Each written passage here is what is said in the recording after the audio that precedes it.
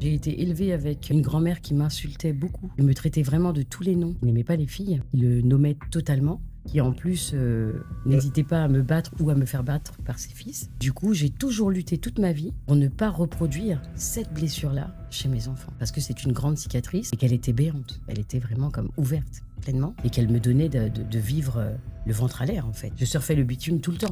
Aujourd'hui, nous parlerons de conscience parentale, d'héritage et de choix. Parce qu'être parent, ce n'est pas seulement donner la vie, c'est transmettre une vision, c'est léguer des valeurs, des blessures parfois, des silences aussi et surtout des décisions qui façonnent une génération. Nous héritons tous de quelque chose, consciemment ou non. Et à notre tour, nous devenons héritage pour quelqu'un d'autre. Pour explorer ce thème profond et parfois inconfortable, j'ai le plaisir d'accueillir deux invités au parcours inspirant. À ma droite, Alice, écrivaine, conférencière, guérisseuse d'âme, qui accompagne depuis plusieurs années des personnes dans la compréhension des dynamiques intergénérationnelles. Avec elle, nous allons analyser ce qui se joue inconsciemment dans la transmission. Et à ma gauche, Barly, un père inspirant dont l'expérience professionnelle nous permettra d'aborder la question sous un angle plus intime, plus incarné. Parce que derrière chaque théorie, il y a des histoires vécues. En ce que nous recevons, ce que nous répétons et ce que nous décidons de transformer, la discussion promet d'être riche, lucide et sans détour. Installez-vous, on ouvre la conversation.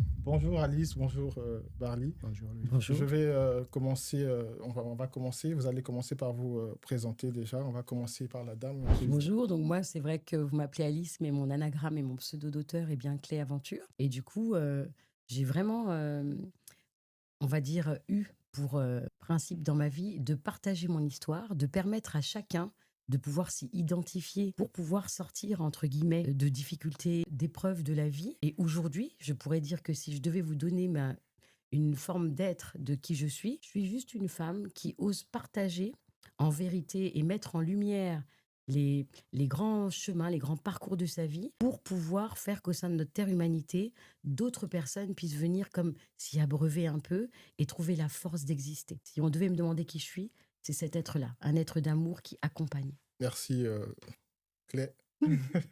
On va passer la parole à Barly. Merci Loïc. Donc Barly, professeur, entrepreneur, président d'association. Et comme on parle de parentalité aujourd'hui, je suis père d'une fille qui a 6 ans et qui adorait regarder cette vidéo. Alors, on va commencer par Alice. Quel héritage vos parents, vos grands-parents vous ont légué et que vous essayez de transmettre à vos enfants aujourd'hui? Je dirais que la transmission de l'héritage le plus important pour moi, c'est un héritage que m'a légué mon grand-père, et mon grand-père maternel. Et c'est le respect. Le respect de soi et le respect de tout ce qui nous entoure et de tous les êtres qui nous entourent.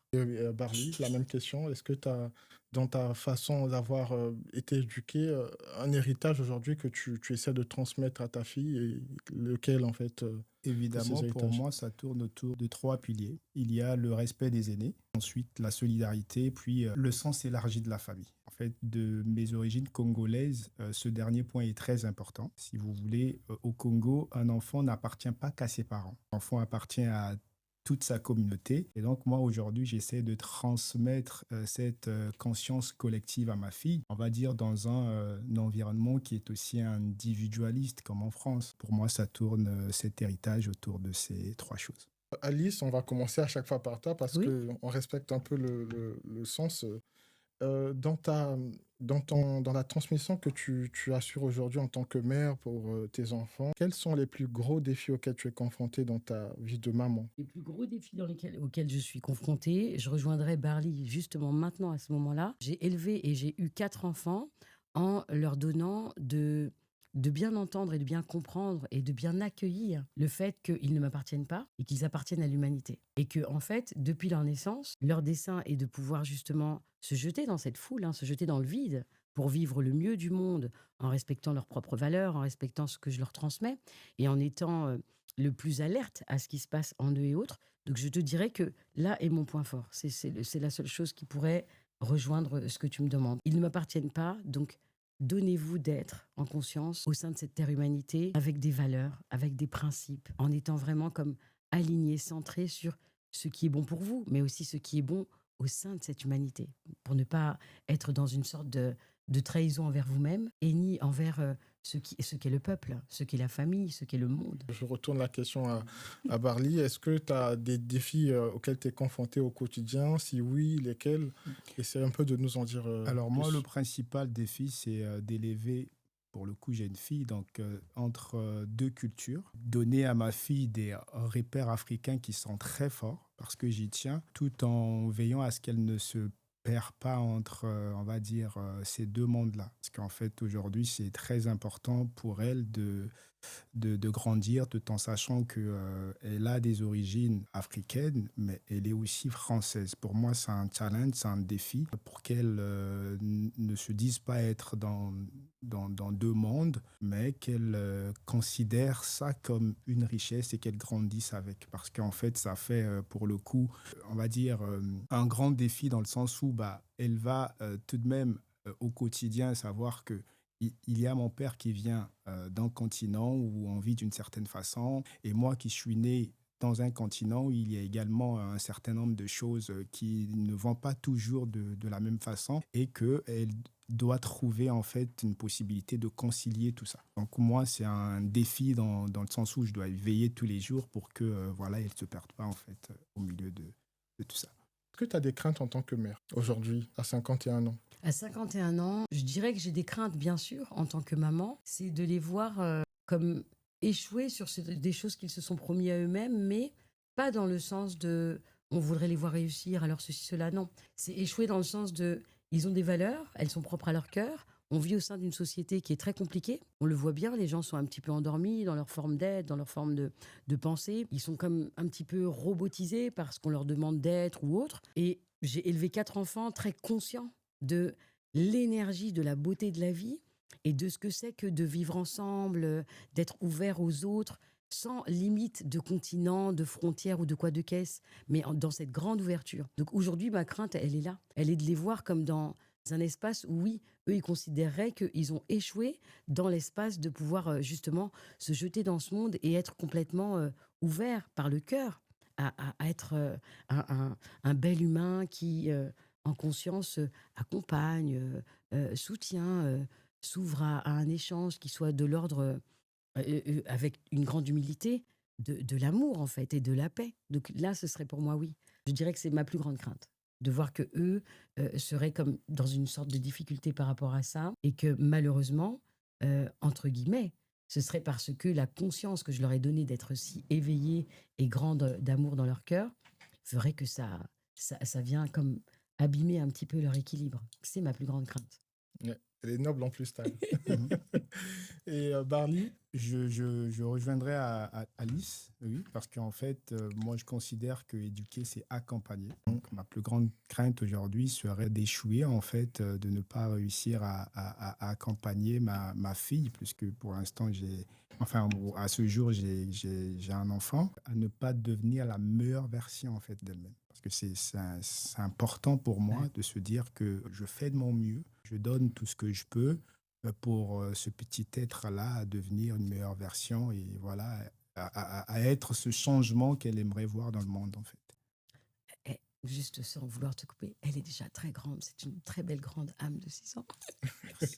J'en ai eu des C'est frissons très quand tu l'as dit. J'ai profond, dit c'est non, très non. profond. Ouais, j'ai dit non, non, effectivement. là, c'est. Et aujourd'hui, en fait, comment vos expériences d'enfants influent en fait sur le style parental que vous essayez d'appliquer dans le quotidien avec vos enfants? Comment votre enfance influence en fait votre parentalité? Moi, je dirais que ma parentalité influence mes enfants par rapport au fait d'avoir vraiment voulu leur partager à la fois la culture caribéenne, à la fois la culture afro, parce que je suis afro-caribéenne, donc issue vraiment de 2 parents créoles, mais qui a conscience de ses origines et son africanité et qui la vibre. Donc ils ont en conscience toute cette belle et je dirais merveilleuse essence qui circule en eux, en plus d'avoir un sang italien qui vient comme accompagner, hein, on va dire, cette dimension. Donc ma parentalité, elle a dansé sur ces 3 pôles, la créolité, l'africanité et le fait de répondre, en fait, entre guillemets, au respect du sang européen qui circule aussi dans leurs veines et de leur donner de vibrer ceci avec une puissance et pas de les minimiser ou de les réduire. Mais de leur dire ça fait de toi quelqu'un de très riche parce que tu as 3 essences qui te permettent de grandir la vie et de voir la vie dans un angle plus grand, plus, on va dire plus large, avec une ouverture du cœur sur, bah tiens, les Caraïbes, tiens, mon africanité. Donc, même s'ils sont métissés, je dirais que ça, c'est ce que j'ai vraiment nourri dans ma parentalité. Leur permettre de voyager, de grandir et d'accueillir toute cette essence qui fait partie de ce qu'ils sont. Mais est-ce que dans la transmission que tu as su en éduquant tes enfants, il n'y a pas eu un choc culturel parce que tu as dit qu'ils ont du sang italien, donc je Non. pense que ça doit être de par leur géniteur. Oui, oui. Est-ce que dans ta volonté de vouloir transmettre en fait ce qui est pour toi en fait un modèle idéal, il n'y a pas eu à un certain moment un choc au niveau de vos idées, de votre Alors, façon de voir les choses? il n'y a pas eu ce choc parce que l'histoire, hein, on va le dire, fait que j'ai vécu 15 années compliquées avec le père de mes enfants. Et ces complications, hein, de par les violences et autres, ont emmené notre vie à être sur un rythme où c'est vrai que je les ai comme élevés seuls.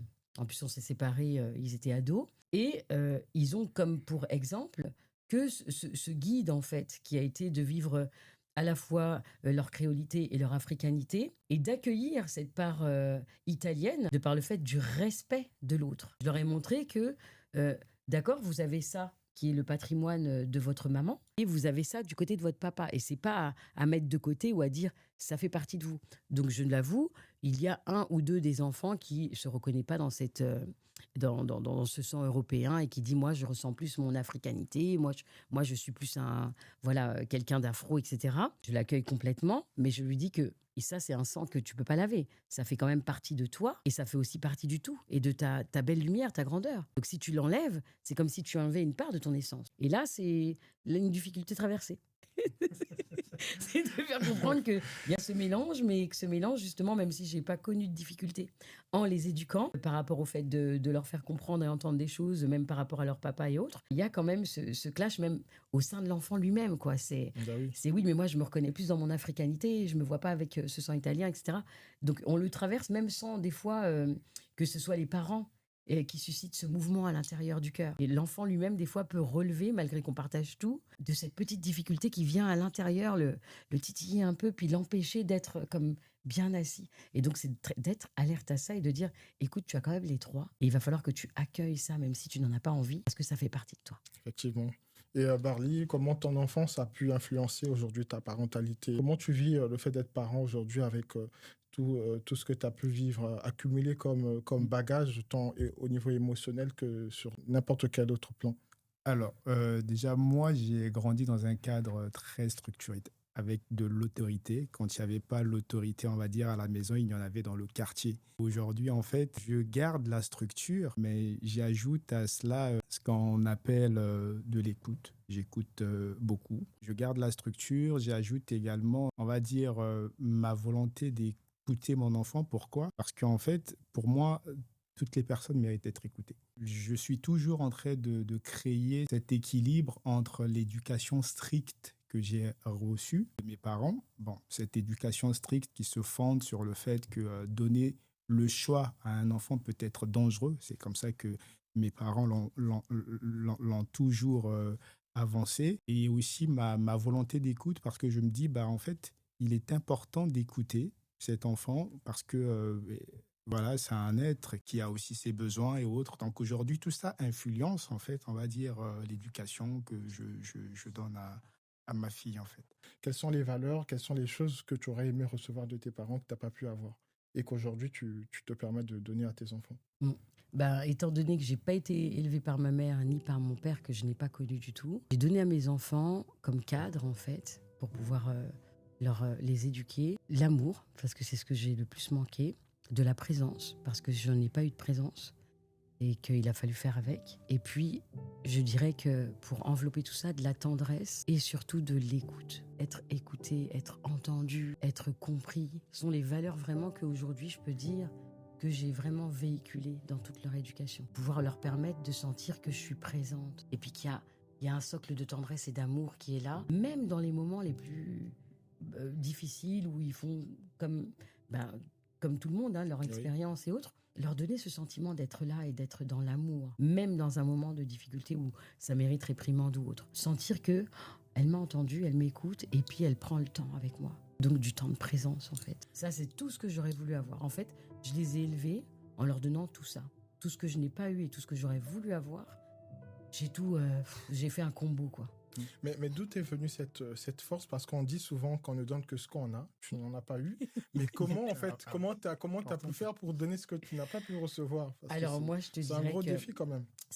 ça a été un défi, oui et non. Et ça a été un défi parce que je me suis retrouvée face à ce défi. En tant que jeune femme qui avait comme toutes ces connexions spirituelles qui venaient à moi et qui étaient compliquées à gérer, c'est toute cette voix-là que j'ai écoutée en fait. J'ai écouté la voix de la spiritualité.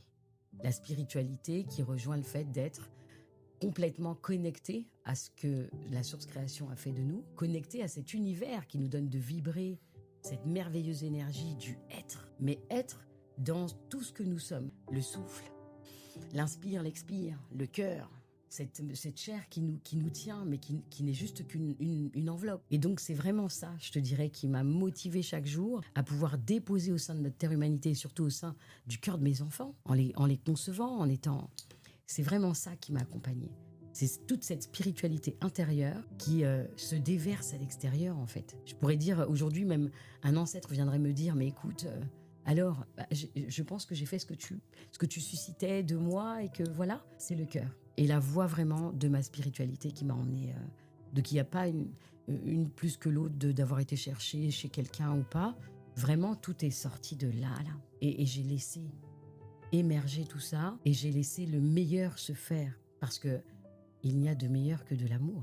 Oui, effectivement. Et ça n'a pas été problématique parce que généralement, quand on est en couple et tout, marié, tout ce que tu veux, on vient des horizons différents. Chacun a sa culture, a son bagage émotionnel. Et parfois, on n'a pas la même perception de l'éducation. D'autant plus que, comme je parlais tout à l'heure de choc culturel, tu viens quand même d'une éducation purement africaine et le géniteur est né européen. Mais comment, en fait, tu as pu parvenir à ce résultat en te servant de la spiritualité? Est-ce que déjà, vous partagez la même spiritualité? On partageait pas la même vision des choses, déjà. Ça, c'est une certitude. En plus, il faut savoir quand même que j'ai vécu 15 ans avec un pervers narcissique qui était violent, donc il n'avait pas du tout cette approche de pouvoir regarder l'éducation d'un enfant et de savoir comment on fait et d'avoir la voix du cœur. Lui-même, il avait été comme mutilé, entre guillemets, et émasculé par sa mère. Donc, il a eu énormément de mal à pouvoir aller en contact, même tendresse, même juste de discours ou d'écoute envers ses enfants. Donc on avait déjà ce décalage, qui fait que plutôt que d'élever 5 enfants, j'ai élevé les 4 en me disant que j'avais mon job à faire et que malgré ses blessures et malgré ce qu'il ne pouvait pas donner, comme tu disais, on ne peut pas donner, c'est là que je peux le voir et que je peux m'en rendre compte, on ne peut donner que ce qu'on a reçu. Et lui, il a vraiment donné...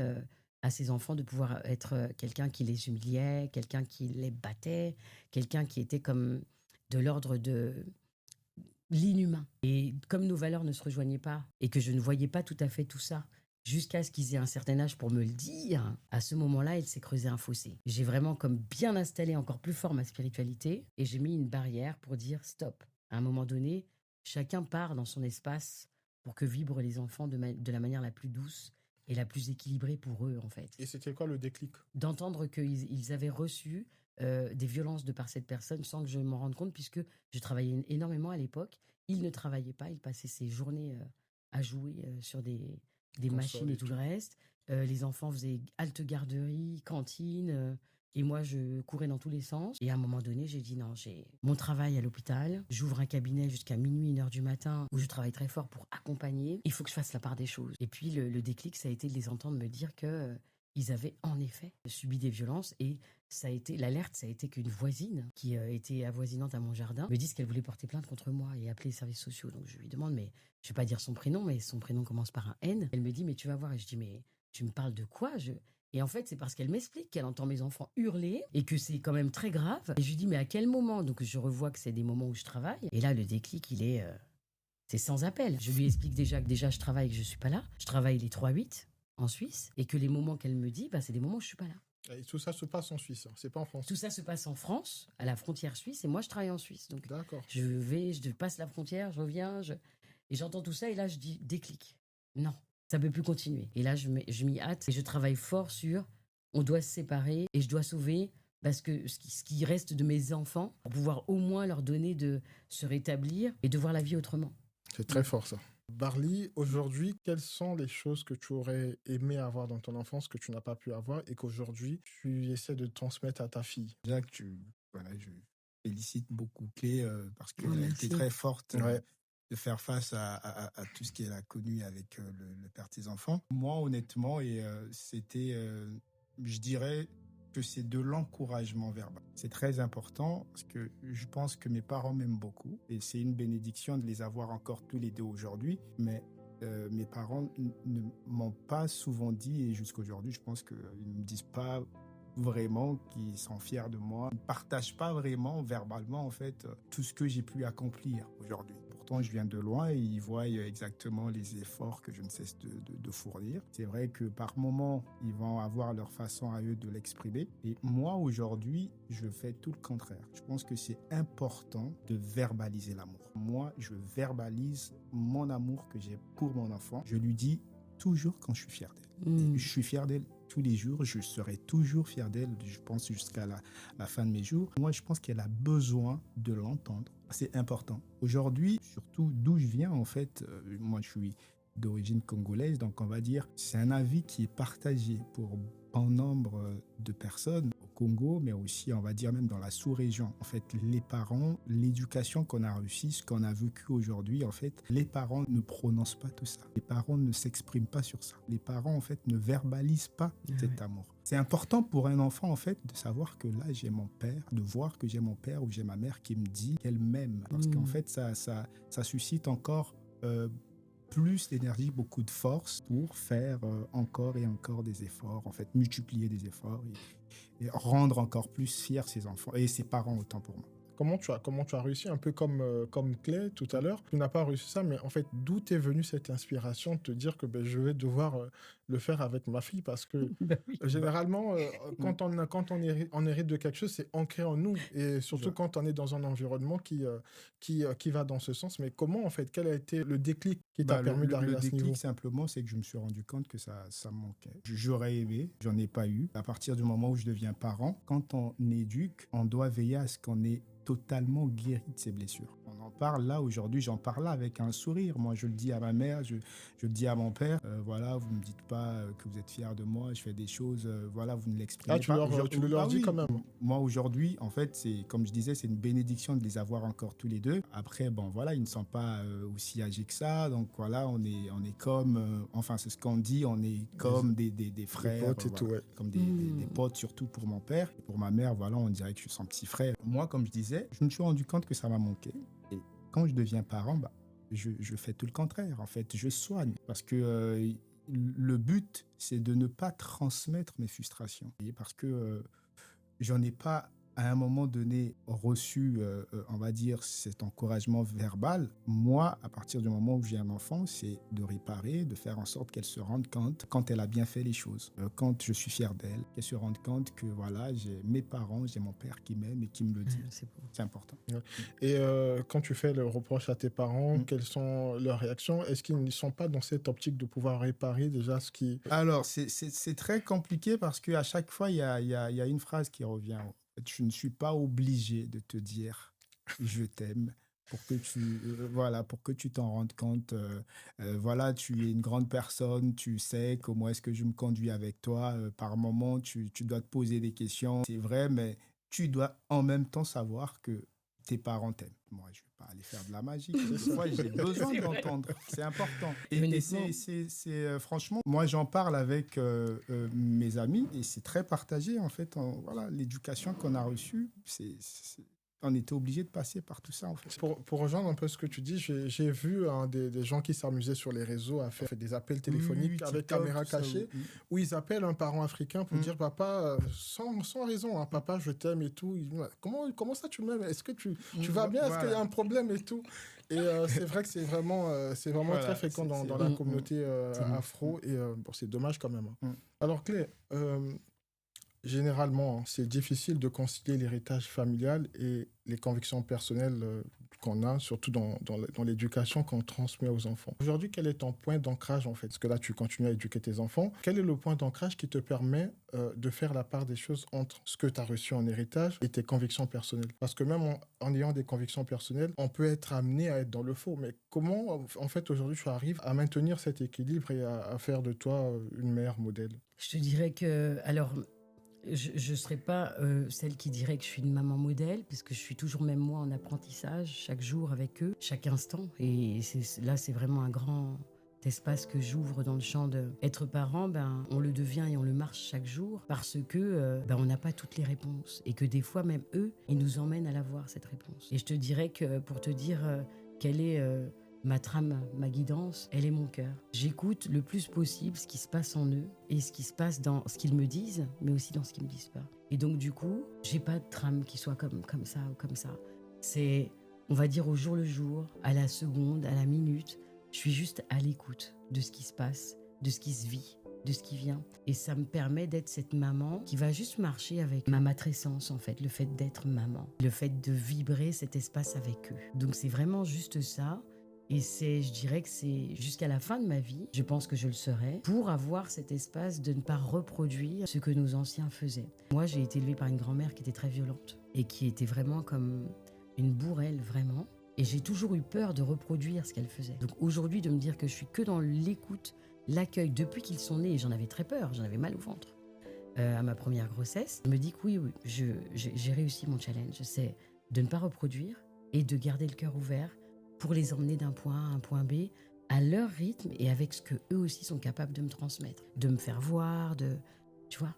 Donc je dirais que j'ai pas de trame. Aujourd'hui, tu apprends aussi de tes enfants. Ah oui, complètement. Ils sont de très très grands enseignants. Même un enfant qui vient sans parler que des miens, même un enfant de 6 ans, un enfant de 2 ans, qui vient à ma rencontre ou que je rencontre juste comme ça, que ce soit par des soins ou par le fait de m'occuper de la maman ou autre, mais cet enfant a plein de choses à me montrer il va me grandir parce qu'il a une vision particulière qui n'est pas dans mon équerre là, du haut de mes 51 ans. Je suis peut-être à d'autres sphères et si je redescends et si j'arrive à être dans l'espace du 2 ans, 6 ans, 4 ans, waouh, il est aussi un enseignant.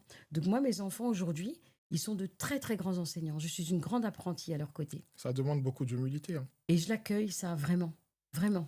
Parce que quand tu vois ton enfant grandir, comme Barly voit sa fille grandir ou autre, elle peut rentrer un jour de l'école et lui apprendre quelque chose que même lui, ça lui a échappé, qu'il n'a jamais vu à l'âge qu'elle avait et que même il n'a pas vu aujourd'hui. Moi, à 51 ans, celle de 16, celui de 21, celui de 25, celui de 27, ils m'apprennent des choses qui m'échappent. Et des fois, je les remercie. Je leur dis, mais tu viens d'apprendre à maman un de ces trucs. Non, mais vraiment. Et ils me regardent, ils me disent, non. Je dis, si, je ne sais pas tout. Et c'est honorable de leur part. Parce qu'ils ont aussi cet espace de pouvoir nous enseigner sans se prendre comme, tu vois, je sais mieux que toi, maman, mais de nous l'emmener comme un apprentissage qu'ils veulent partager. Et je trouve ça extraordinaire. Et quand on arrive à accueillir ça, alors on est un parent, un parent tout bisounours. Est-ce que tu penses que l'instinct maternel, est-ce qu'on apprend à devenir parent?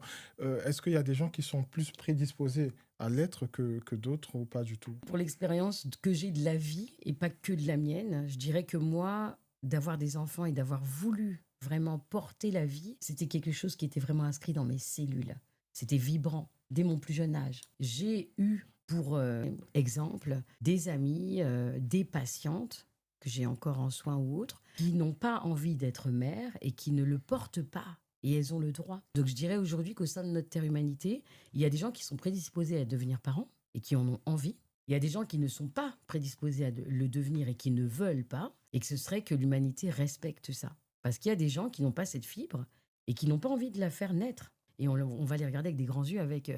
mais c'est quand même le rythme de la vie. Non, le rythme de la vie, c'est d'être soi. Et c'est de s'accepter tel que l'on est. Donc moi, je l'ai eu. Mais si quelqu'un ne l'a pas, alors respect. Respect parce que on n'est pas tous prédisposés à devenir parents. Et peut-être que c'est une grande chance que de ne pas le faire quand on n'y est pas. On peut apprendre à quelqu'un à devenir un bon parent, mais du coup, il ne le sera pas naturellement. Donc, il manquera des ingrédients. Quand tu l'as puis que tu le vibres vraiment comme...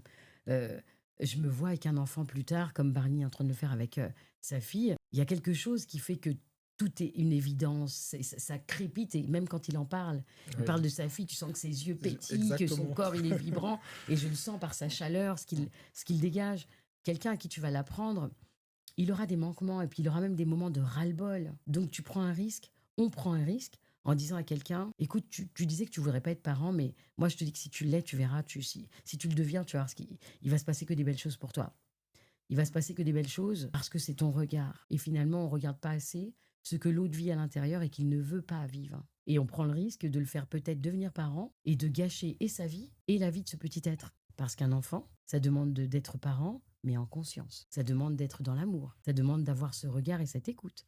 Ça demande d'être très alerte à ce qui se passe en tout temps et en tout lieu. Donc si je t'invite à être parent parce que tu te dis oui, finalement on est tous faits pour ça. C'est comme si je t'invitais à être une mascarade pour toi-même et pour le monde et à mettre en jeu et en péril la vie d'un petit être innocent qui, lui, n'a besoin que d'amour. Tu peux ne pas nourrir un enfant et lui donner même que de l'eau sucrée. Si tu lui donnes tellement d'amour, cet enfant ne va pas périr. C'est sûr, il va pas grossir, il va pas être super.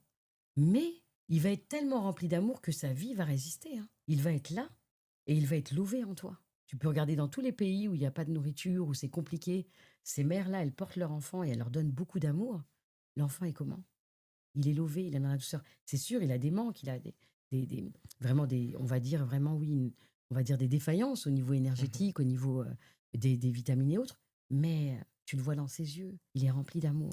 Donc je te dirais que l'ingrédient de base, il est tout ce que Barney nous a montré depuis tout à l'heure, quand il parle de sa choupette, et il est l'essence la plus absolue pour être parent. Et si tu n'as pas ça en toi, tu ne seras pas un parent comme il se doit. Barly, on sait combien c'est pas facile, surtout en tant qu'Africain, quand on a grandi en Afrique et qu'on arrive dans ces sociétés ici occidentales, combien c'est pas facile de déconstruire en fait tout l'héritage en notre possession, surtout en termes d'éducation. Comment en fait tu arrives, parce qu'il y a aussi les regards des autres qui peuvent nous influencer négativement, qui peuvent faire en sorte que nous soyons dans la retenue.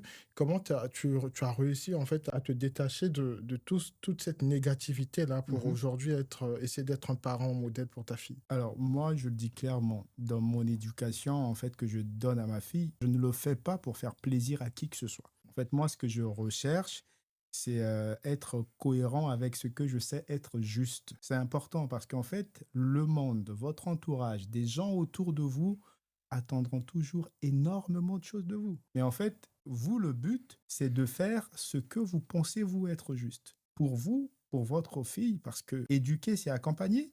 Et aujourd'hui, quand tu décides d'accompagner quelqu'un, il faut savoir donc déjà où est-ce que tu l'emmènes. Et donc, tu dois être en phase avec justement cette logique-là de savoir que je sais où je vais et donc je suis en mesure d'accompagner cette personne. Et c'est pas des gens autour de toi qui vont te le dire. C'est pas le monde qui va te dire de faire quoi que ce soit pour ton enfant. Est-ce que toi, tu n'as pas vécu cette confrontation au niveau de la vision dans l'éducation avec la mère de ta fille? Comment ça se passe? Parce qu'on peut avoir une vision, mais elle n'est pas toujours en phase avec notre partenaire et ça peut être parfois choc. Comment tu réussis à maintenir cet équilibre-là? Alors moi, je dirais que c'est beaucoup plus dans la communication. En fait, moi, j'ai la chance aujourd'hui, c'est vrai que pour des raisons professionnelles, sa mère, elle est souvent partie travailler à l'étranger. Mais dans la communication, on arrive à trouver en fait une direction adaptée pour notre fille. C'est-à-dire que on arrive à trouver les bases, les fondements de l'éducation qu'on souhaite donner à l'enfant. C'est important en fait parce que comme d'ailleurs tu as bien su le dire, je pense au début de cette émission, où je pense quand on discutait un peu dans le hall, on parle de deux parents, deux personnes donc, qui ont connu chacun de son côté des expériences, qui ont reçu une éducation différente. Et donc vous mettant en couple, un jour il y a un enfant qui arrive. Donc, vous voyez bien que c'est toujours deux visions qui s'affrontent. Effectivement. Et donc, c'est dans la communication que vous arrivez à trouver un juste milieu. Aussi, on va dire, dans vos croyances, dans votre vision, c'est vrai, mais bon, il y a toujours ce juste milieu-là que, en tant que parent, vous réussissez à trouver pour ensuite en faire une direction pour votre enfant. Mais ce juste milieu, c'est vous deux. C'est pas des gens autour de vous, c'est pas... Voilà. Donc, il faut déjà être en phase avec. Il faut se dire que, bon, là, je pense qu'on a ce qu'il faut pour l'enfant et on l'accompagne vers cela. Claire, quels sont les plus gros défis auxquels tu as été confrontée dans ta volonté d'être une mère, mais dans la conscience? Mon plus gros défi, Il est, hein, parce qu'il est encore vivant aujourd'hui. Hein. C'est Oui. vraiment pas que j'ai été confrontée, c'est que je suis encore confrontée. C'est qu'ils ont de 27 à 15 ans et demi. Hein, elle va avoir 16 ans bientôt, la dernière. Et le plus gros de mes défis, c'est de réussir. Parce que ton enfant peut considérer, quand tu es une femme spirituelle comme moi, très connectée à ce qui est conscience et autres, l'enfant peut t'imaginer comme perché, comme quelqu'un de... Mon plus gros défi, ça a toujours été de pouvoir emmener mes enfants à comprendre que ce dont je leur parle, qui est de l'éveil de leur conscience, à leur présence et à être dans la matière, en fait, la frontière est infime parce que le tout est réuni, le tout existe. Et c'est de pouvoir leur prouver et de leur montrer chaque jour que ce qui est invisible à leurs yeux existe dans la matière, si tant est qu'ils soient ouverts, accueillants et réceptifs à ce qui se passe tout autour d'eux, mais aussi à l'intérieur d'eux. Donc mon plus grand, c'est ça. C'est mon plus grand défi. Est-ce que tu as toujours été spirituel dès leur naissance ou tu l'es devenu en les ayant? Je le suis devenue de plus en plus, je m'en suis Oui. nourrie encore plus et je me suis encore plus assise dans cet espace. Mais dès la naissance de mon premier enfant, j'avais 24 ans, j'étais déjà cette femme, cette jeune femme, très dans cette foi universelle, justement, qui était très à côté. Hein. Depuis mon plus jeune âge, je n'ai jamais vu, pour avoir été élevée par une famille qui était chrétienne, je n'ai jamais vu le christianisme comme quelque chose de l'église, ici et ça. J'ai toujours critiqué ça et je me suis pris des bonnes raclées, je l'avoue, de par mon franc-parler qui était, dès 13 ans, de dire que ça, c'est pas normal et on met pas des pièces dans la messe. Donc je m'en suis pris. Donc en fait, non, hein. Je les ai vraiment élevés comme j'ai toujours été, sans mascarade en fait. Ils peuvent tous le témoigner aujourd'hui, puisqu'il y en a un qui participe beaucoup à ce que je fais professionnellement, mais ils pourraient tous le dire, ils n'ont pas été éduqués avec une maman qui a voulu leur montrer ce qui est faux ou le à peu près. Faites ce que vous voulez de ce que je vais vous apprendre, mais voilà ce que c'est que la conscience, voilà ce que c'est que les religions et ci et ça, et voilà ce que c'est que de se jeter dans le monde, dans la transparence, pour vivre vraiment votre présence en conscience de tout ce qui est, tant visible qu'invisible. Donc ils sont nés et ils ont toujours baigné de ça. Et il y en a qui se souviennent de tout ce que je faisais même quand ils étaient tout petits pour leur apprendre la vie en conscience. Donc il y en a qui se souviennent de ce que je leur disais à 4-5 ans. Et souvent, on a ces petits moments où ils reviennent là-dessus et ils sont lovés sur moi pour me le raconter. Alors que des fois, moi, je pourrais me dire que c'est peut-être violent, ça les a pas aidés. Si, du coup, ça les a renforcés dans leur devenir. Et ils le prennent en exemple pour, lorsque je serai grand-mère, donner cette petite pépite, comme ils me disent si bien, à mes futurs petits-enfants. Donc, je suis confortée quelque part dans cet espace que d'avoir vraiment été une mère très dans ma spiritualité, très dans le vibrer auprès de mes enfants et dans tout le chemin de leur éducation, en fait. Et je trouve que ça leur a rendu service aujourd'hui, puisque eux-mêmes pourraient même le témoigner. Ils n'ont pas été comme dogmatisés dans un espace fermé des boîtes, des cases. Je leur ai ouvert le champ des possibles. Ça fait toute la différence. Et dans la transmission que tu es en train de leur donner, quel est ton rapport à la religion? Comment tu parles de la religion à tes enfants? Est-ce que tu les encourages à être dans la religion ou plutôt à être dans la spiritualité parce que c'est la voie que tu as choisie? Alors, je ne les encourage ni à l'un ni à l'autre, puisqu'en étant dans on va dire que moi, je suis dans cette sphère de spiritualité et d'union et vraiment de reliance au cosmos, à l'univers. Je les invite à accueillir ce que je suis pleinement et à le respecter, tout comme je respecte leur choix. Donc, ils ont été élevés comme... Ils ont été baptisés, tout ça, je l'ai fait jeune avec... Oui, il faut les baptiser, il faut aussi... avec ce regard que nous avons sur les familles qui disent « Mais tu sais, on les protège », oui. Je leur ai toujours donné tout cet espace-là d'ouvert, mais avec vous ferez ce que vous voudrez. C'est-à-dire que tout le temps de leur adolescence et jusqu'aujourd'hui, ça a toujours été, tu as le choix, tu fais comme tu le veux. Mais voilà comment moi je véhicule les choses. Je suis pas dans un christianisme qui est comme ça, comme ça, comme ça. Je suis dans l'univers avec des énergies, l'énergie christique, l'énergie de la source, l'énergie des étoiles, la connexion à. Et tu vois, j'ai un musulman qui s'est converti il y a presque 5 ans. Oui. Et du coup, je lui ai acheté tous des livres sur les prophètes. J'ai voulu le faire accompagner par des amis qui sont très pieux dans cette religion et qui ont tout fait pour qu'il évite d'être comme dans une sorte de fanatisme ou autre. Donc, j'ai suivi le pas et j'ai dit, OK, tu veux te convertir. Mais par contre, tu vas aller voir mon ami qui est quand même une sœur de cœur et qui va pouvoir en parler avec toi. Donc, tout s'est fait avec un bel orchestre autour, sans vouloir lui donner une directive, mais en le mettant en alerte. Avec beaucoup de tolérance. Beaucoup de tolérance. Je lui ai acheté son premier tapis, son Coran, tous les livrets, les 24 livrets sur les prophètes. Je l'ai accompagné en plein. Et à chaque fois qu'on en reparle chaque année, surtout au moment du Ramadan, et il me dit, mais maman, mais je t'aime tellement. Juste pour ça, parce que je les ai élevés avec, vous choisirez ce que vous voulez faire plus tard comme vous en avez envie. Tu veux être bouddhiste, il n'y a pas de problème. Tu veux être taoïste, il n'y a pas de problème. Si c'est là que tu te sens confortable. C'est juste de ne pas le faire parce que quelqu'un t'a invité à le faire ou que quelqu'un t'a comme un peu influencé. Sois influencé par ce qui se passe dans ton cœur et dans ton esprit. Là, je te suis, il n'y a aucun problème. Donc, je pense qu'il y a que ça. Je ne les influence en rien. Je les regarde et je les accompagne. Ils cheminent et cette vie, comme elle est la leur, je ne peux pas me permettre de mettre des vétos. Tu ne fais pas ça, tu fais et on voit comment tu marches. Mais par contre, sois prudent. C'est je dirais mon rôle. C'est de leur dire marche De veiller et soit fais attention. de les guider. Ouais. Et Marly, aujourd'hui, quelles sont les valeurs que tu considères extrêmement essentielles à transmettre à ta fille? Alors, pour moi, c'est le respect, la dignité, le travail et surtout, et ça, on en parle tous les jours, qu'elle prenne conscience de ses racines africaines. Moi, je veux tellement que ma fille grandisse tout en sachant qu'elle est à la fois africaine et française et que ces deux identités-là sont une richesse parce que c'est une chance pour moi d'ailleurs qu'elle soit née en France parce que j'y étais à un moment, mais ça reste une chance aussi, je pense, pour elle qu'elle ait un père qui soit connecté à ce continent, qui lui en parle. Parce que c'est un problème dans la diaspora, c'est-à-dire que des enfants qui naissent en France et qui sont tellement déconnectés de l'Afrique, alors qu'il y a énormément de choses à apprendre en fait à nos enfants, donc des choses alignées, on va dire, avec le continent, qui sont des valeurs comme on en parle aujourd'hui. On a parlé de la solidarité, du sens de la famille.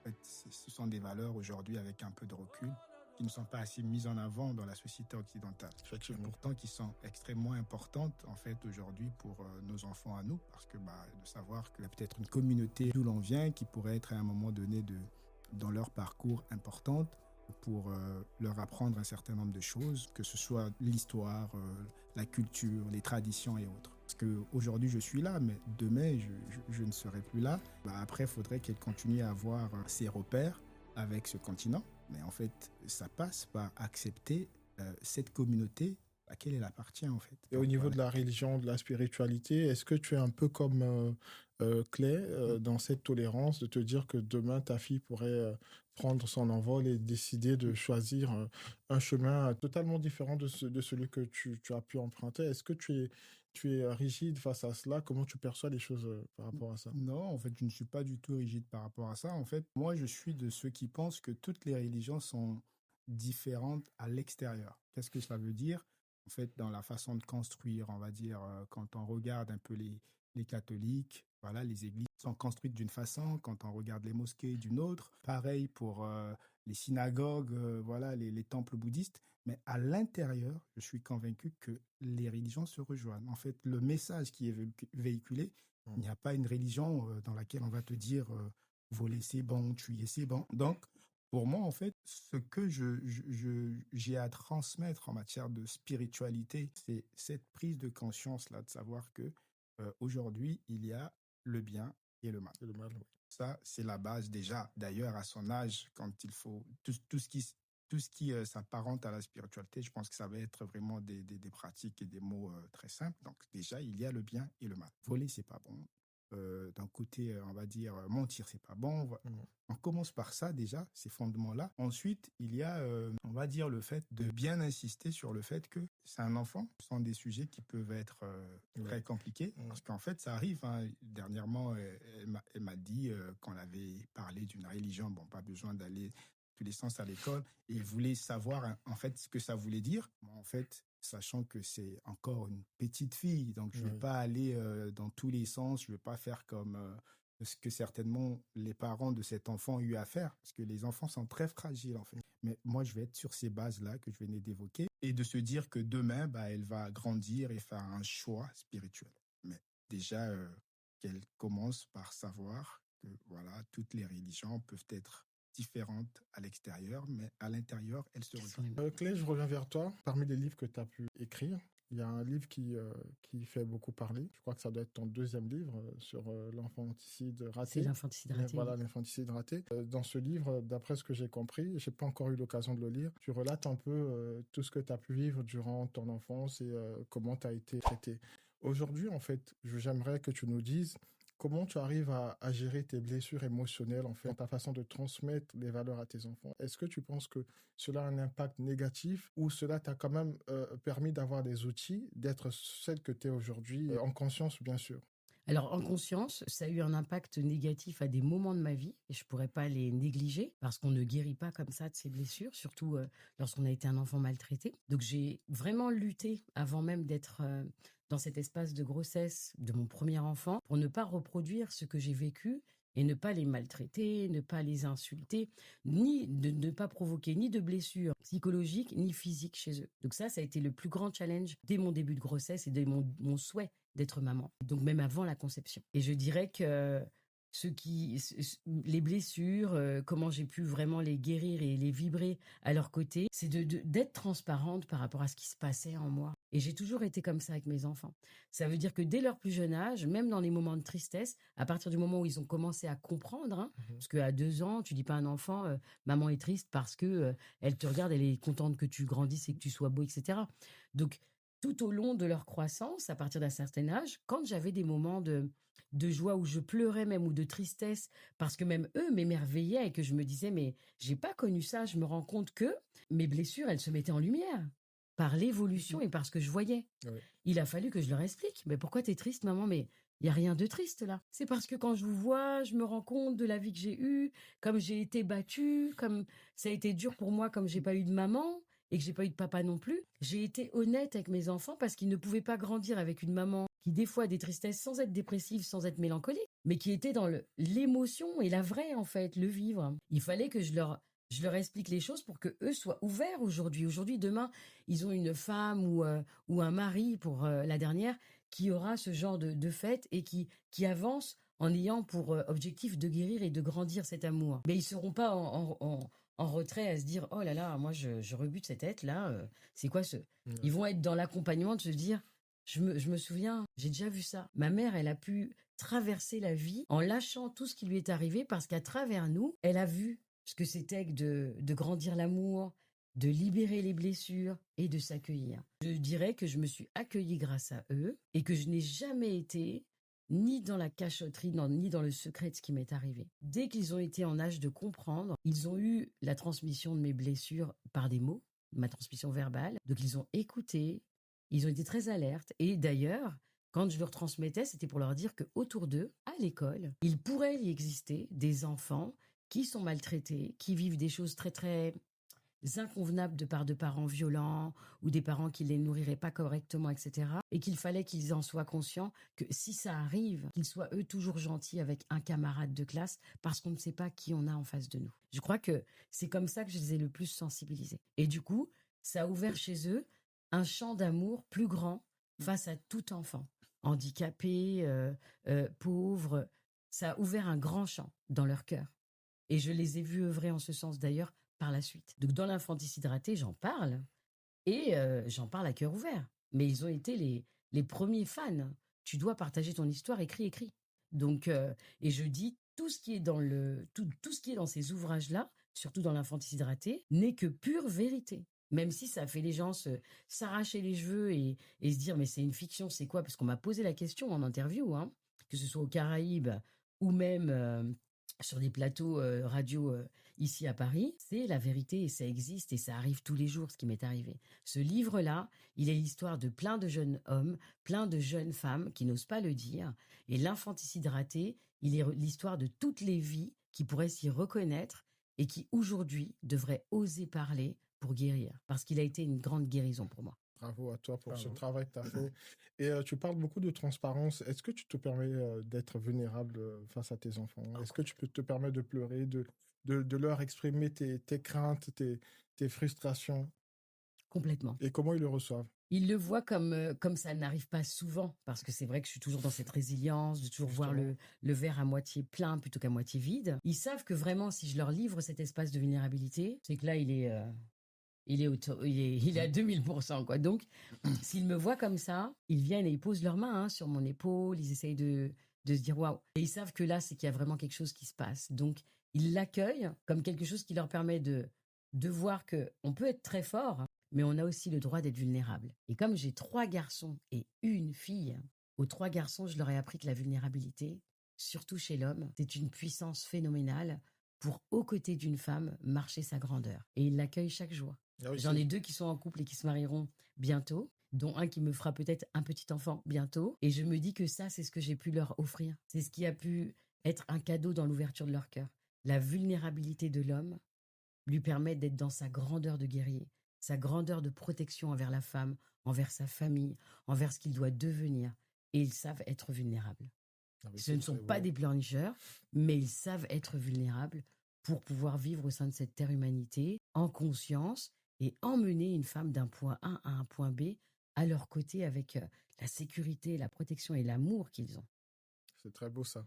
Je pense. Et Barly, est-ce que toi, parce qu'on sait comment ça se passe un peu dans nos communautés, on a ce truc de se dire qu'un homme ne doit pas pleurer et tout. Est-ce que toi, aujourd'hui, en tant que papa, on sait tous qu'il y a des moments parfois de faiblesse, hein, Mais en oui. tant déjà, c'est très humain Exact. d'avoir parfois des incertitudes, d'être dans les frustrations et tout. Est-ce que toi, aujourd'hui, en tant que père, tu te permets d'être vulnérable face à ta fille? Est-ce que tu fais partie de ceux qui pensent qu'un homme a le droit d'être vulnérable et surtout de l'exprimer, parce qu'il y en a qui sont vulnérables mais qui vont le vivre de manière cachée. Est-ce que tu penses que c'est quelque chose que tu pourrais ou que tu fais déjà? Bah, c'est quelque chose que je fais déjà et d'ailleurs je rejoins Claire par rapport à tout ce qu'elle a eu à évoquer là-dessus. En fait, moi je pense que c'est une force la vulnérabilité parce qu'on s'accepte dans ces moments de faiblesse, tristesse et pleurer. Quand il faut pleurer, c'est important. C'est évacuer en fait. Il ne faut pas en fait se faire des barrières. On est humain. Hein, homme, femme, on est humain avant tout et on a des émotions. Donc quand ça arrive, on les exprime. Et déjà accepter que ça nous arrive, c'est une grande force. Parce qu'il y a des hommes, comme on dit, qui se cachent pour pleurer. Donc moi, quand je vais mal, et que j'ai ma fille devant moi, c'est déjà arrivé qu'elle le ressente. Et moi, je ne le prends pas mal, en fait, sur le tas. Je ne vais pas dire, bah, en fait, ça y est, elle me voit triste, c'est pas bon. Non. En fait, elle doit aussi, elle, savoir qu'il est tout à fait possible de passer par ces moments-là. Et quand ces moments arrivent, le but, c'est d'être fort. Après, c'est ce que je montre derrière, en fait. Je suis vulnérable sur le coup, oui, Oui. mais qu'est-ce que je montre après? C'est quoi la suite? C'est que je me relève. Et elle apprend. Des enfants apprennent, on va dire, de ce qu'on leur montre. Papa était triste. Quelques minutes après, bah, il s'est relevé, il commençait à sourire, on s'est mis à parler, et après, on a eu une belle journée.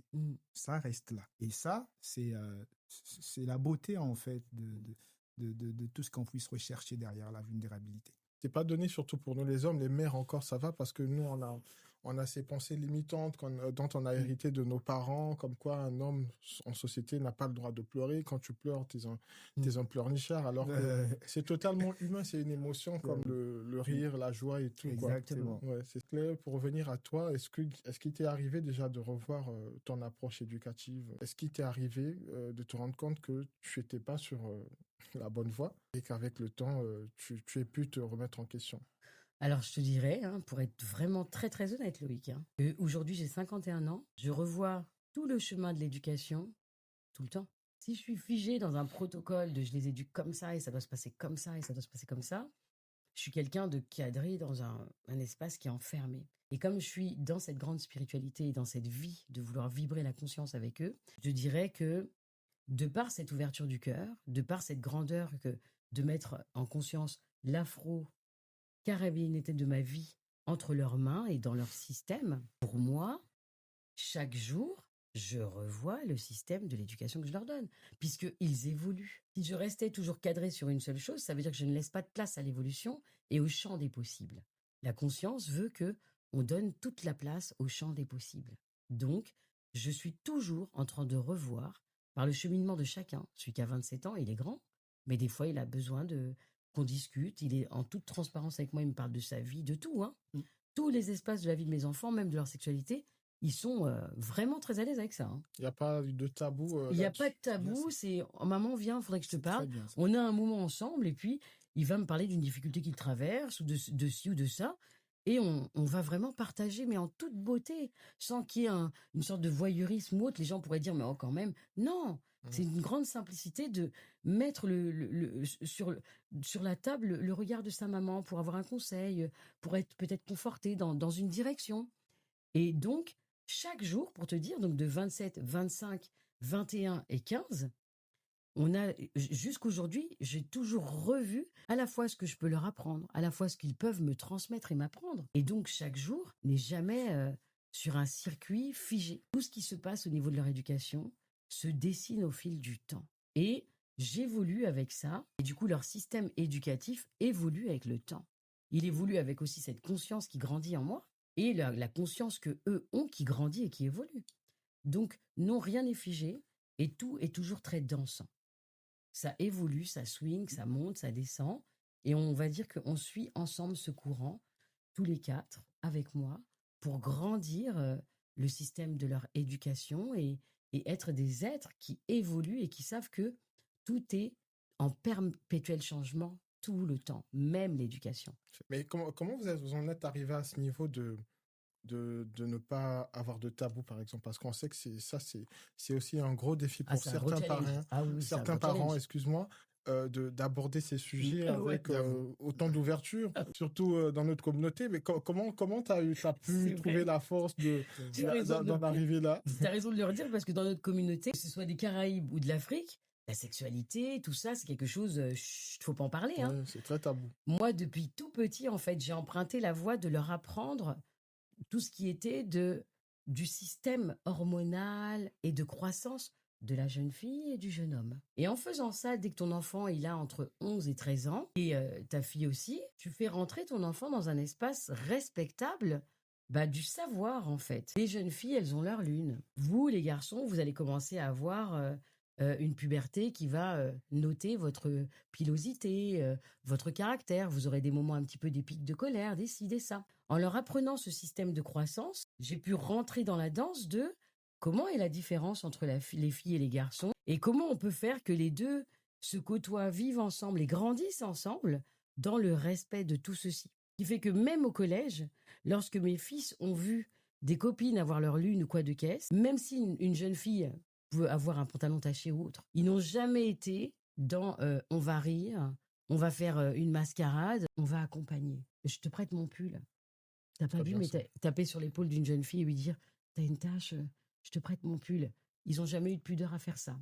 Ados, en ayant leurs premières petites amies à 16, 17 ans. Maman, tu sais, moi, quand elle a ses lunes, je lui fais des chocolats chauds, je lui emmène des biscuits.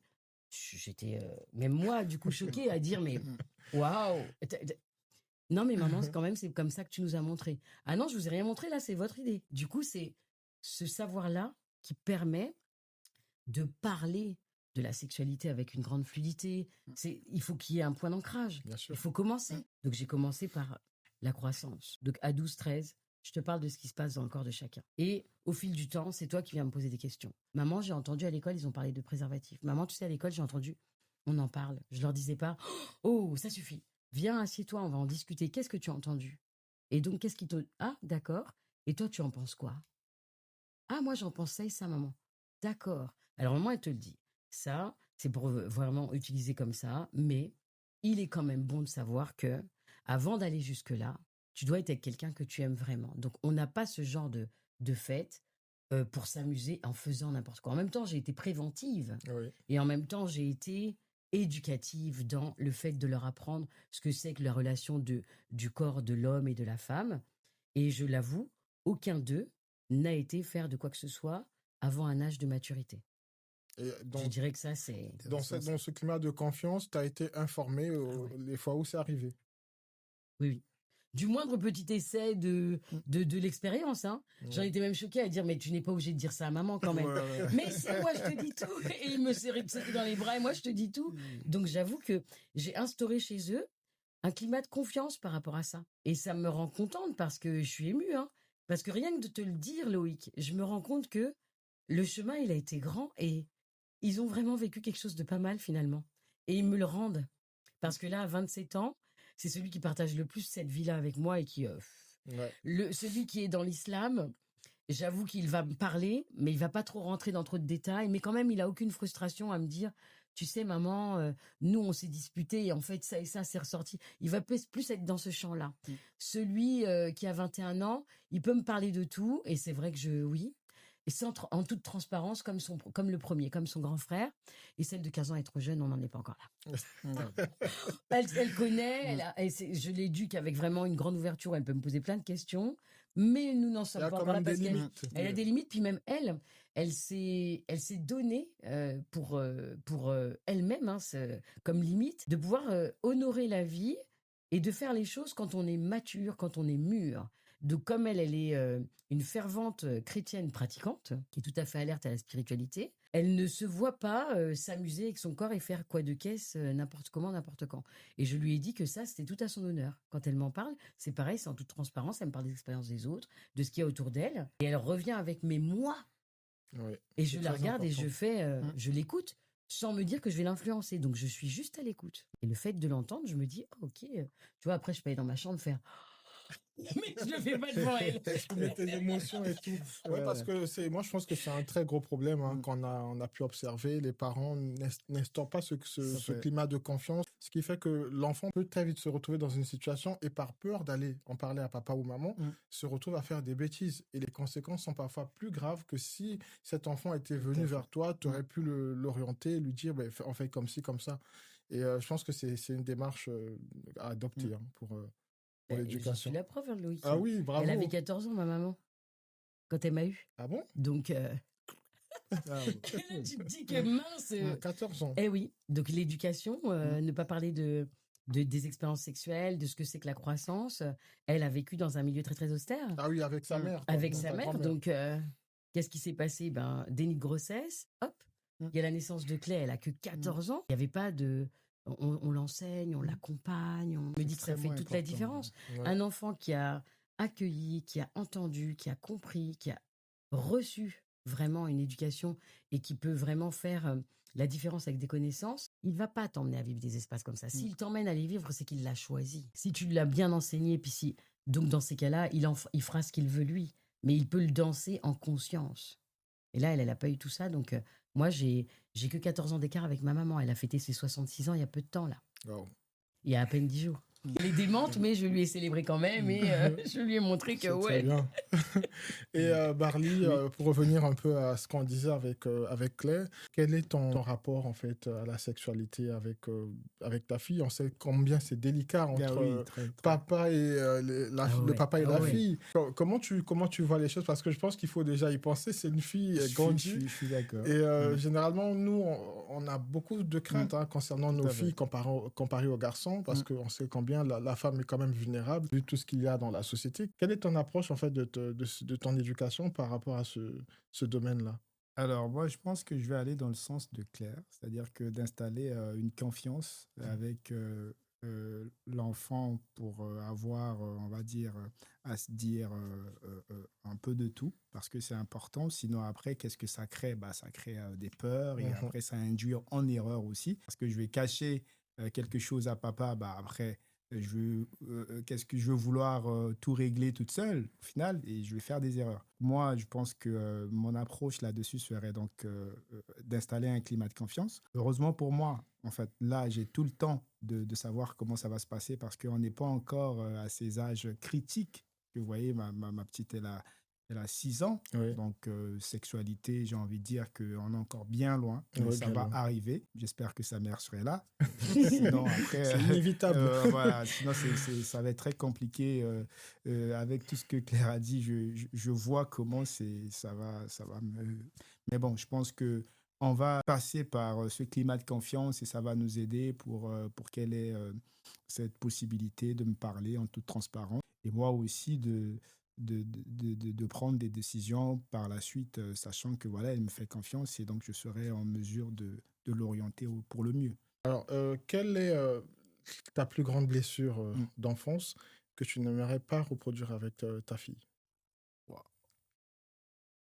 Alors, grande blessure, je dirais aujourd'hui, avec ma fille ou des enfants à naître, j'éveillerais de ne pas reproduire l'idée de se taire. En fait, ça a influencé, on va dire, mon enfance, soit directement ou indirectement. Quand je parle d'indirectement, c'est-à-dire que des gens autour de moi, où ça revenait souvent, c'est-à-dire qu'un enfant doit se taire. Ouais. Et moi, je pense que ça, c'est quelque chose que je serais toujours en train de combattre, hein, parce que on fait beaucoup d'erreurs après. Quand on est condamné à se taire, qu'est-ce que ça veut dire? On va pas du tout s'exprimer, on va cacher, on va, et Mm. après, au final, ça crée un Tourbillon. bout. Ouais, effectivement. On se Des rend, on se rend frustrations. compte, oui, des frustrations, on se rend compte il est trop tard, mais en fait, est-ce que vous l'avez donné la parole? Que vous l'avez accordé la parole? Elle aurait pu dire tout ce qui arrive, vous voyez.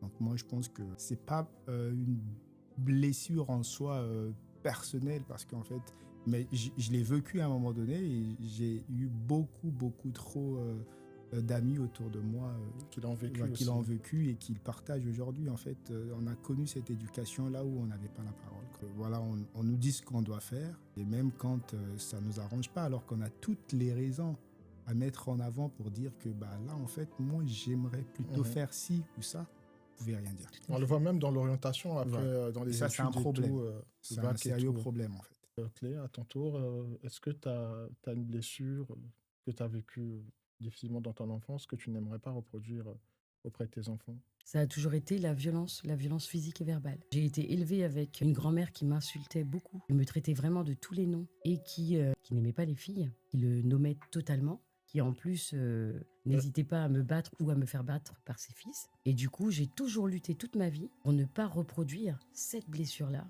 chez mes enfants. Parce que c'est une grande cicatrice et qu'elle était béante. Elle était vraiment comme ouverte pleinement et qu'elle me donnait de vivre le ventre à l'air en fait. Le surf, je surfais le bitume tout le temps.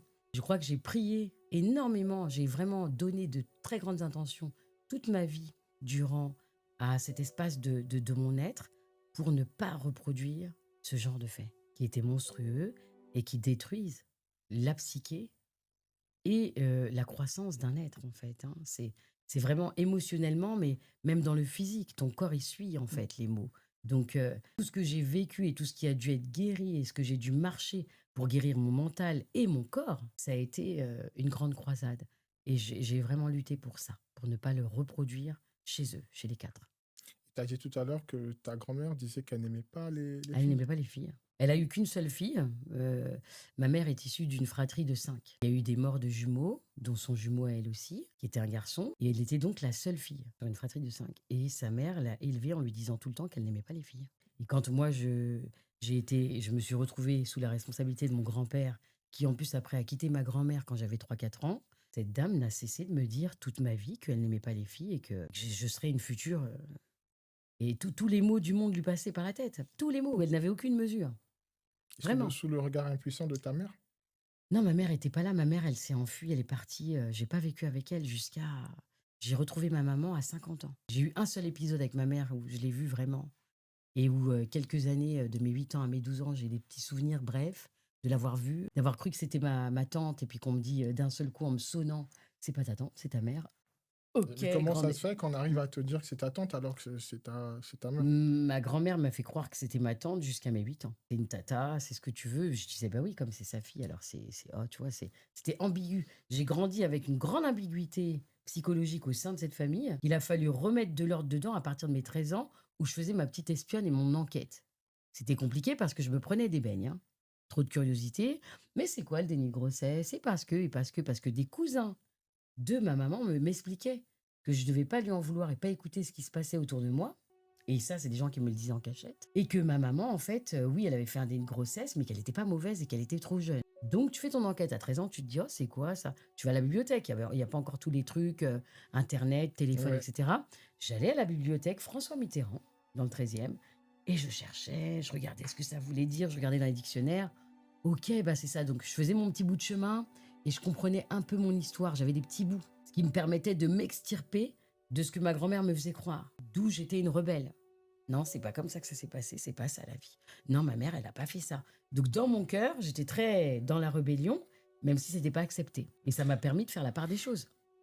C'est pas facile, ça, hein. C'est pas facile, j'avoue.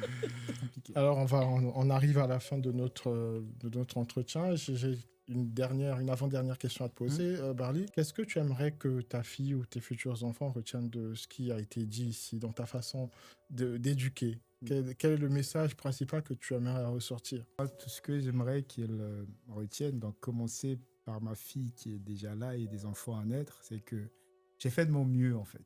J'ai fait de mon mieux, j'ai donné tout ce que je pouvais. J'aimerais surtout qu'ils se souviennent que je n'étais pas parfait, mais que j'étais présent. La présence pour moi est extrêmement importante. J'ai grandi beaucoup plus avec ma mère. Mon père est arrivé en France très tôt. Nous, on est des fruits de jeunesse en fait. Ma mère avait 20 ans quand elle m'a eu, mon père avait 21 ans. Il est parti juste après pour l'étranger. Donc, il n'était pas souvent là. Il venait de temps en temps, mais vous savez, en fait, on travaille énormément ici. Et donc, quand on part pour des vacances, c'est pas aujourd'hui, je le vis, c'est pas pour longtemps, on va pas pour s'éterniser. Donc, c'est des flashs. Moi, ça m'a beaucoup frappé. Après, je l'ai pas vécu forcément comme une blessure. Aujourd'hui, je pourrais pas dire que c'est une blessure que je porte parce que, bon, il avait ses moyens à lui de maintenir cette connexion, mais j'aurais aimé, en fait, qu'il soit vraiment là pour m'accompagner parce qu'on parle d'éducation depuis tout à l'heure comme le fait d'accompagner. Moi, j'aimerais vraiment que ma fille et mes enfants à naître se souviennent de moi comme un père présent. Aujourd'hui, c'est vrai que voilà, je travaille beaucoup, j'ai un rythme qui est assez compliqué entre la formation, entre l'entrepreneuriat, entre donner on va dire un coup de pouce à mon association, ça fait beaucoup de choses, mais j'essaie d'être là en fait. Et c'est important pour moi et je pense pour elle aussi, de savoir qu'à côté de tout ce que je fais, je suis là. Et d'ailleurs, il m'arrive souvent, avec des contraintes qu'on a aujourd'hui en France, d'aller avec elle même à mon travail. Elle me demande souvent quand le programme est comme tel qu'on doit aller, je dois aller avec elle, elle me demande mais c'est à quel travail? Ton travail numéro 1, numéro 2 ou numéro 3? Et donc elle est consciente que je travaille beaucoup. Et un jour, quand elle sera encore un peu plus grande, elle se souviendrait que il travaillait beaucoup ce monsieur, mais il était là. Il était là, et moi, j'aimerais vraiment que voilà, même ceux qui viendront sachent que j'ai tout donné et je n'étais pas parfait. Et Clé, à ton tour, qu'est-ce que tu aimerais que tes enfants, qui regarderont certainement notre entretien, retiennent de toi, en fait? Je rejoindrais Barney sur le fait de la présence malgré les multiples facettes que nous avons dans les activités, puisque j'ai l'association Femmes pour la vie que je gère pour lutter contre les violences faites aux femmes. Donc, je prends des victimes en charge. Des fois, je dois partir à l'hôpital en urgence. Victimes, etc. Donc, ils m'ont vu dans cet espace de vie de 2013 à aujourd'hui. Et des fois, j'avais des journées qui commençaient à... Donc, je dirais que dans tous ces espaces-là, j'ai pu leur donner quand même et faire acte de présence, mais pleinement. En leur donnant de l'amour, en créant des ateliers avec eux, en les emmenant au cinéma, en faisant vraiment de leur vie quelque chose de louable dans ma présence. Pas juste d'être posé là, mais de faire des choses avec eux. Partir en voyage, leur poser des questions, quels sont vos rêves? Ah, toi, c'est ça, bah alors on va faire ton rêve cette année. On part là où toi, tu voulais, parce que comme ça, tu le vois. C'est d'être à l'écoute. Donc moi, je dirais que j'aimerais que mes enfants, aujourd'hui, si je pourrais dire de quoi ils vont se souvenir ou autre, ce serait à la fois mon temps de présence, mon temps d'écoute, parce que j'ai toujours écouté à la fois ce qui se voit et ce qui se voyait pas, et je dirais l'amour. Parce que de par cette présence que j'ai, parce qu'on peut être présent et pas être aimant, il nous montre, lui, qu'il est présent dans sa vie avec sa fille, mais surtout, il est aimant. Donc, on peut être présent, mais pas être aimant, parce que tu peux être assis là en face de ton enfant, tu lui dis rien et donc tu es présent. Tu vas dire, moi, j'étais présent toute sa vie. Mais est-ce que tu es aimant en même temps? Est-ce que tu es vraiment comme tu lui donnes du temps de qualité? Je dirais que c'est de ça qu'ils vont se souvenir. J'aimerais qu'ils se souviennent de l'amour, ma présence, et de ce temps de qualité que nous avons fait grâce à l'amour. Un message pour les futurs parents. Qu'est-ce que tu aimerais dire à ces personnes qui ne sont pas encore parents et qui aspirent à l'être? Je leur dirais, très chers parents, soyez à l'écoute de ce que vous voyez, de ce que vous entendez, mais aussi de ce que vous ne voyez pas et de ce que vous n'entendez pas. Et alors, vous serez des parents très alertes. Très beau comme message. Et Barley, ton message à ces mêmes parents, pour ces futurs parents? Forcément. Le message, il est très court. Guérissez pendant que vous éduquez vos enfants. Évitez de transmettre, on va dire, vos frustrations à vos enfants pourrait être très dangereux, en fait. Je pense qu'il y a énormément de parents aujourd'hui qui le transmettent, en fait, sans le vouloir Oui, et inconsciemment et tout. inconsciemment. Mhm. Et on voit comment est-ce qu'il y a énormément d'enfants qui se perdent après derrière avec cette façon de faire. Merci. En tout cas, je tiens à vous remercier pour votre disponibilité, pour ce temps de partage de qualité qu'on a pu avoir ensemble et surtout pour les messages que vous avez pu passer.